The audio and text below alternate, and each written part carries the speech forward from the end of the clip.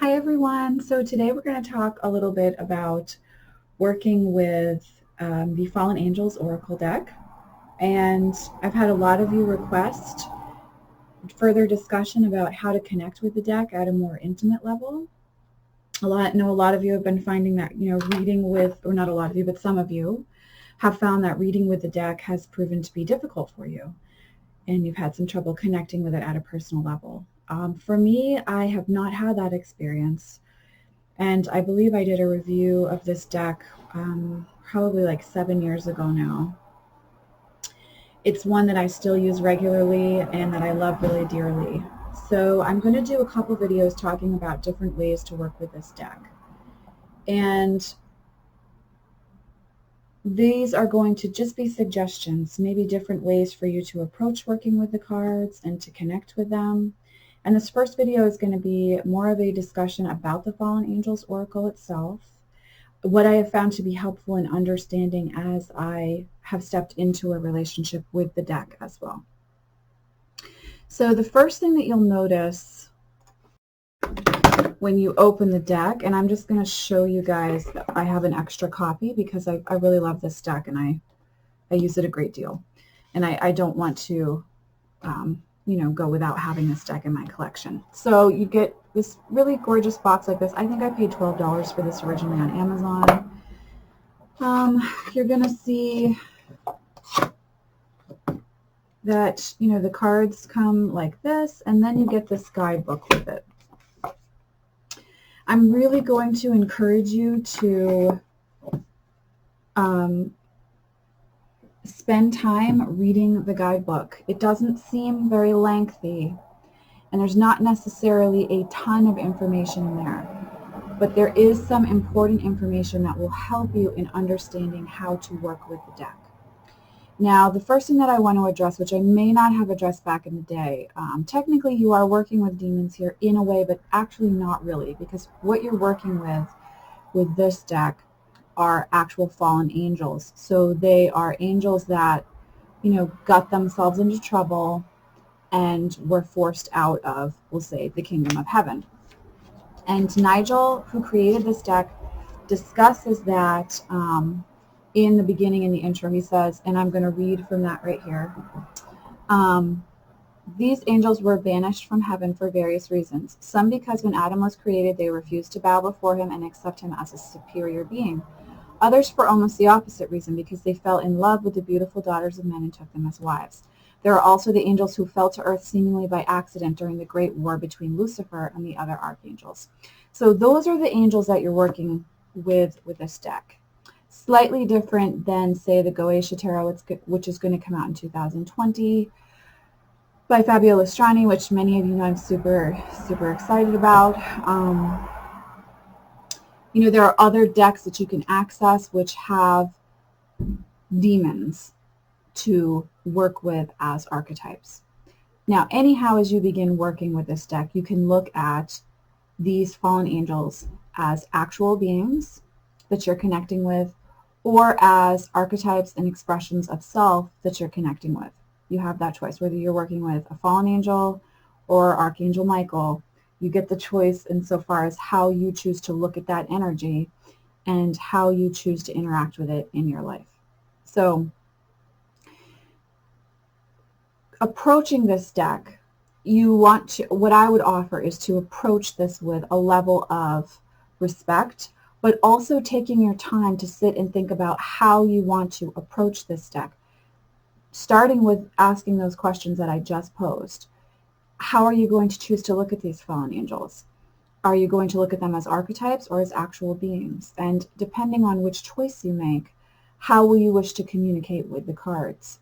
Is this a deck that you want to journey with? Is this a deck that you choose not to journey with but use it strictly for divination? You're in the driver's seat in these areas of working with the deck, and it is important, especially with something like this, to approach it with an energy of honor and reverence in how you're going to work with the deck. It isn't a deck that I would just flippantly pick up and randomly pull cards from and not devote any type of energy or attention to kind of the care and keeping of this deck. So I encourage you to journal before you even really start working with the deck, to have an understanding and an awareness of yourself as a reader and on your own spiritual journey and how you wish to work with this deck. This deck is not a light deck, and by that I mean it's not a lighter deck. It's not one that you're just going to put away and only access once a year and still actually feel like you can do a reading with. In my experience working with this deck, it is a relationship, it is a conversation, and you have to spend time together in order to really flesh out what your relationship looks like, what the coupling of you working with the deck actually looks like. So I encourage you to, if you're struggling connecting with the deck but would like to keep working with it, to actually keep working with the deck and not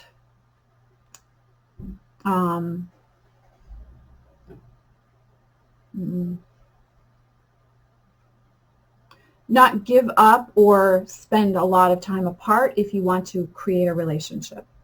And if you find that just working with the deck randomly works for you, then by all means go with that. I'm just speaking from my own experience with this deck. The level of importance with actually getting a good read from the deck. Sorry about that. So much like the Fairies Oracle or the Heart of Fairies Oracle, I find that this deck can get a little pissy with me if I haven't given them the time and energy that they need. And so she will really kind of give me a hard time in readings if I haven't been focusing on her. I do hear the voice of this deck very clearly, and I have from the start. And if you're struggling with that, again, this is something where you can do research, work on connecting with the deck, and then decide if it's really a relationship that's meant to be. When you're working with archetypes and deity and energetic beings, even if you consider them an aspect of yourself, an expression of self, of the divine, made manifest.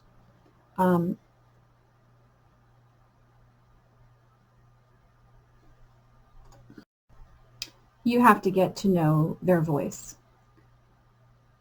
And each deck, in my experience, has its own unique voice. Just as working with deity, each aspect of deity will have its own voice. And I have found this deck to be no different. And she is in some ways a taskmaster in that she does require time and attention and energy. And she is very, very much no holds barred. She pulls no punches. She's straight up. And sometimes the readings can be accurately spot on and a little intense in if something bad is happening, or not bad, but something, let's say, visceral, intense, painful, scary for the querent is going to happen. This deck is not going to hide that from you. It's going to explore and express those possibilities and talk about what's at the root underneath that. So it is important to learn the deck's voice for you, and to also understand that this is a deck that is not going to only focus on easy or light aspects of your path. It's a balancing piece. Remember, we said that these are not demons, these are fallen angels. So and again, we're looking at this on a spectrum here, right? Okay. So it is important to remember that there's the balance here of light and dark, and some of the ways in which these beings work through the cards is not painful, but some of it is very honest and open and upfront about themes like upheaval, lying, arguments, loss, pain, etc. So it is important to approach the deck with the understanding that those subjects may come up. If those subjects come up, it is a warning, and it is offered with love, but also with truthfulness. So I wanted to just express that. And then I want to talk about where a lot of this information is coming from. A lot of it comes from the Testament of Solomon, and also on the Illusions of Demons by Johann Weyer in his, this was written in 1563. So we're pulling from these writings in the choice of fallen angels. And here I also want to read to you on page 10, he says, These demons seem more like inspirational Jungian archetypes or the daemons of ancient Greece. Some of them are certainly dangerous, but most seem in themselves neutral or, even from Ware's description of them, naturally benevolent. It depends on the context. So again, that balance piece. They embody impulses towards certain courses of action and so are perfectly suited to fortune telling in the manner of tarot cards, okay? So that's important to remember as well. The other two things that you'll want to perhaps connect with in working with these cards are the elements that the fallen angel is connected with and also the planet that the fallen angel is connected with. Now, in the guidebook, each card will have those associations for you. So this isn't something you need to memorize. Because remember, you take all this information in, and then when it comes time to do the reading, you let go of needing to know and remember information, and you trust the intuition that's married to the wisdom or the knowledge that you've instilled in the brain from reading the guidebook. I'll say the knowledge, not the wisdom there. So I'm going to read you two sentences here talking about the elements and the planets. The element indicates the medium through which the angel is likely to act. That's why we're sharing the element here. The planet influences how the angel manifests himself. So the element is the medium, the planet is the manifestation. Okay, so if we've got an angel that's manifesting with the planet Venus, we're looking at something that's really close to you, something emotional. There's a love, there's an attachment there, right?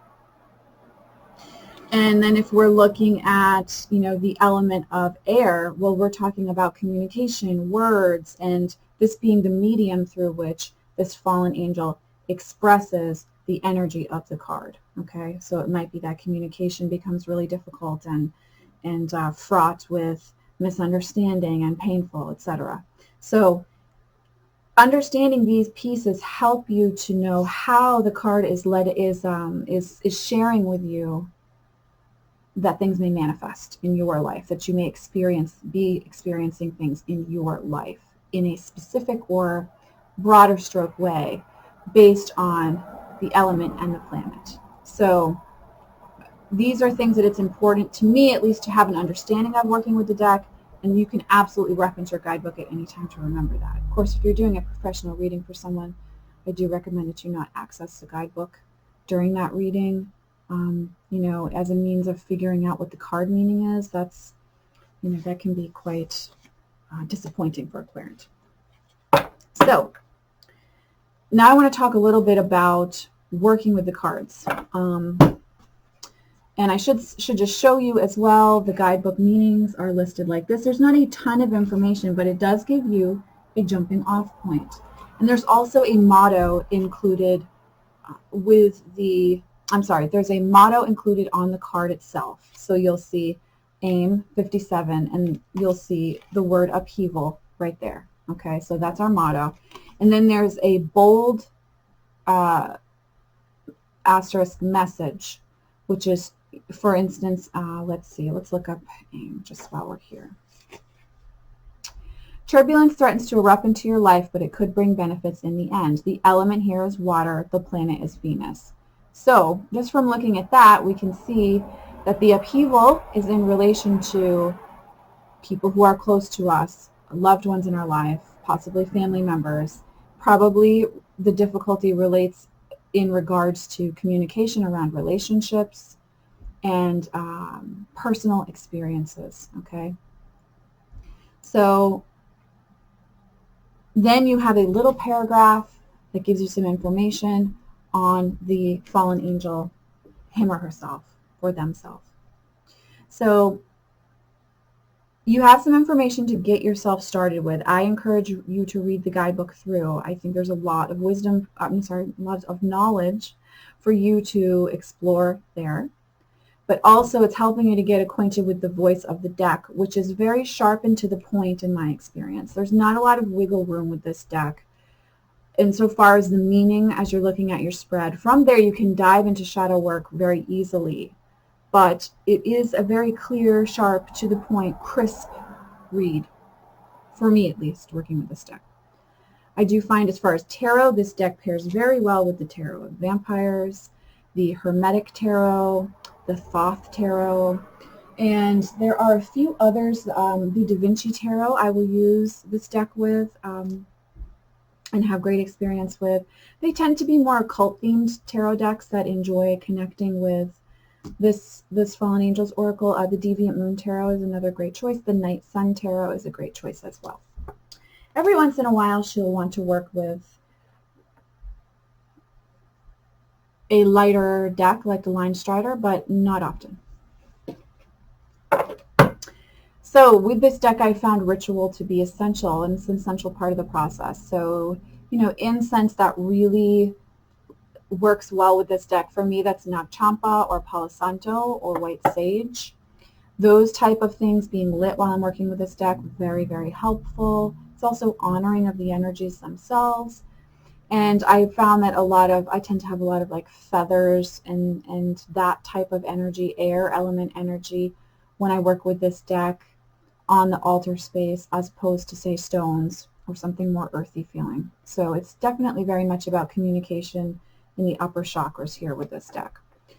So the first thing that you would want to pay attention to, if you're a reader who is very visual, are what we have going on in the images. So you can see that we've got photo manipulation and lots of different layering going on here. But associated with the main image, which is like a kind of like cemetery feel, right? Okay, so associated with our main image, you will often find some type of animal or, you know, associated with the fallen angel or demon itself. Like here we have this snake energy. We've got two snakes and they're joined at the mouth. Paying attention to these little details makes a big difference in how you're going to choose to read the card. In my experience, it's a very, very visual deck. So let me give you another example here, just so that we can talk about that. I'm going to put this one aside because this one doesn't have one. You know, you'll see images like this where we have this you know, multiple bird energy going on, because we've got like this almost like hawk feeling, and then it's like a raven or a vulture head here.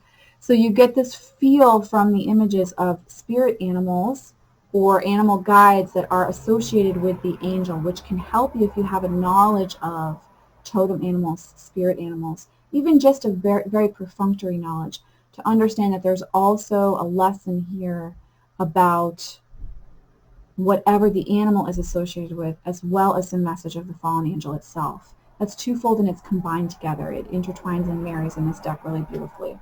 So here and there you'll see that it seems like there's really not a lot going on outside of the main image, although you can see here we have a horse in the clouds. All right, so you want to pay attention to those little things. Here we don't, with folklore, we don't have an animal energy per se. We've got this angel, but if you notice, you'll see this green vegetation here. It's coming out of certain areas of the body. I mean, the body of the angel here. So you want to pay attention to where we see that vegetation. Where is it coming out and up and through? It's coming through the angel wing. It's coming through the back of the head, which is back of third eye. I'm looking at the word turmoil. I'm also paying attention to the number. I've got 44, which reduces down in numerology to the number 8. And I'm looking at, again, back of third eye, blocking third eye chakra, not acknowledging a truth that you know, which can lead to turmoil in our lives. So that tends to be how I work with this deck. I pay very attention to what's going on in the layers of the image, where it's manifesting, what specific meanings are for not just the fallen angel in the image, but for any animals that are also being exposed on the image as well, so that I can marry those bits of knowledge together and combine them with my intuition to understand what the cards are saying for a querent or for myself. Sorry guys, I need to drink some water. So as with all decks, it is a marriage of intuition and knowledge. And you have to, at a certain point, trust your gut as a reader as well. It's no different with this deck. All right, so that's going to be most important for us. In readings, I would encourage you with this deck not to rush through a reading, but to really take your time letting your eyes soak in the image, okay? So I'm going to do just a sample here for us to look at. And it's going to be a really quick 3-card spread. So this is a sample reading. It may or may not give you some information for yourself right now, but we're doing this as a sample read with this deck, okay? So I'm going to move my mouse out of the way a little bit. We're going to do a 3-card spread. We're going to ask for information on the querent's personal life.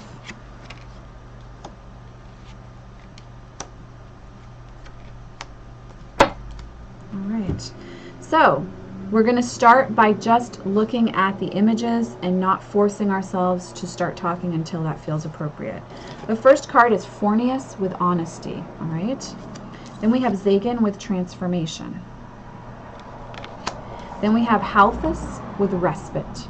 Alright, so we've got some clear information coming through just from our motto or the keyword associated with each card. Honesty, transformation, and respite, okay? Then if we look at Fornius with the honesty card, the first thing that sticks out to me is the cross, which makes me think of Christ. And then we can actually see his name in the type here. All right, so we see the word Christ. We see that God lives in Christ. It is printed there. We get that feeling. We understand, of course, that we're in a cemetery here. All of the images give us this feeling of being in a cemetery or some kind of like wasteland, a liminal place in the in-between. But we can see that the angel here that's displayed, like his wings are wide open. The left wing is raised up high and close to the body. The left side of the body in traditional spiritual shamanic healing is the spiritual feminine side of the self. The right side is more open, but it's not open as long, right? So we can see perhaps the inner truth of the left side, the spiritual side of the body, is not being expressed as outwardly as in the physical, active aspect of the self, all right? So there's a need for this person in their personal life to start being honest about how they feel and how they feel about the way that they're being treated, all right? Then we move on to Zagan with transformation. So we have the bull here. So what do we think about when we look at bull energy? We know that, so Taurus comes to mind, right, for all my Tauruses out there. There's also an energy of stubbornness, a refusal to give up, to give in, to change course. And sometimes that can be very helpful, but in regards to transformation, we know that sometimes that can be debilitating. You can stop your own, you can not stop, but you can delay your own transformation by being stuck on something, looking a certain way, or interacting with people the same way repeatedly, okay? So we have this card in the center for us. And then we have Halthus with respite. All right, so we know respite is like that break. It's almost like that 7 of Pentacles energy. That's the feeling I get from this in this reading. And in this, we've got lots of trees with roots and branches and things like that intertwining, vines intertwining up the trees. The trees appear, some of them alive, some of them dead. There's lots of this climbing ivy on this little, not little, but this almost like tower feeling tombstone or gravestone. So there's a sense that there is a rest, a time out coming for this individual in order for them to allow themselves to experience the transformation that they're currently undergoing in their life. But in order to experience the transformation, they have to start being honest about what's not working for them any longer in their life. So especially with the respite card coming up, they may be feeling exhausted, tired, overworked, not being heard, not receiving any type of nurturing in their life outside of what they can offer themselves, which perhaps they've really not been offering themselves very much lately. So we can see from the 3 of these together that honesty, being honest about how they really feel and where they're really at in their life with the people closest to them, is essential in how they are going to move through this time of transformation. And soon they're stepping into a space of respite. They're going to get a time out, a break, in order for them to explore how they can be honest in their life. And the way that they move into that, this might even just be like a day or an afternoon that they get granted. But they get some space in order to be quiet and sit with who they really are and how they really feel. So do you see that we can do this reading here just like that, just by paying attention to what's in the cards without needing to access the guidebook? Now, let's access the guidebook and see what the elemental and planetary association is for Fornius. Card number 25, honesty. Element is earth and the planet is moon. So it does make sense that this is going to be made manifest in the physical life, where this physical life is where they need to be honest about their spiritual truth, what they've come to know about themselves within themselves. And it's also, we can see with the moon showing up, that this is about communication with other people, but there could even be a level of gossip going on or dishonesty there where they need to set the record straight and set a clear boundary. All right.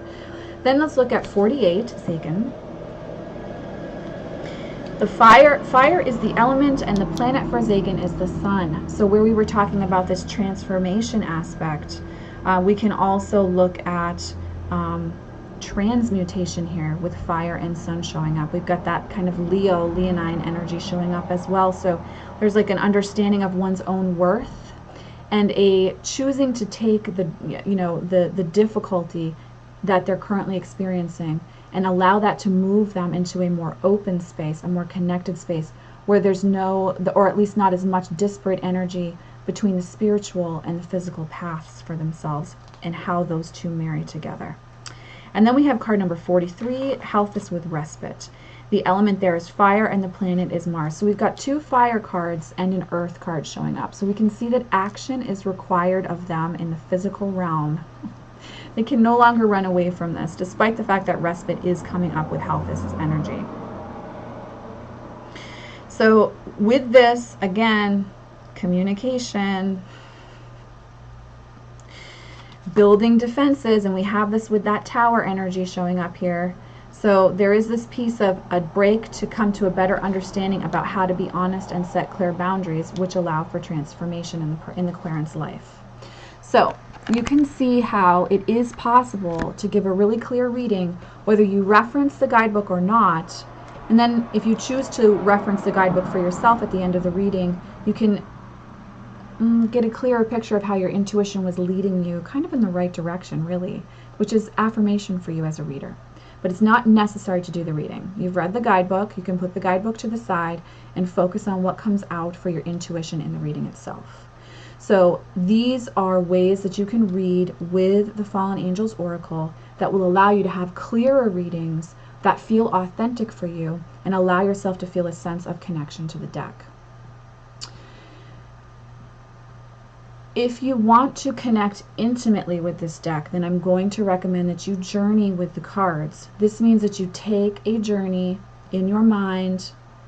I would offer that you do some research. Christopher Penzak has some great books on creating memory palaces and allowing yourself to journey with the cards. That, again, this means that you'll sit in meditation and walk into the image and take a journey with the fallen angel associated with each card.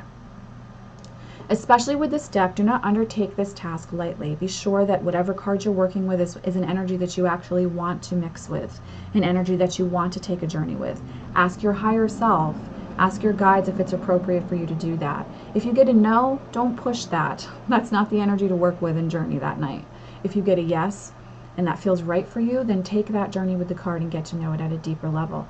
But the way to really create a relationship with a deck is basically the same for each deck. It's you have to spend time with them. You have to journey with the cards. You have to journey with the deck as a whole and actually work with the deck itself. Especially if you're someone who offers readings for people, using them in readings is also going to be a way where you really are able to grow a connection with the deck as you see what works and doesn't work. Especially if you're using this deck as a clarifier in conjunction with the tarot deck. So these are some tips from me as far as how to connect with the Fallen Angel Oracle cards.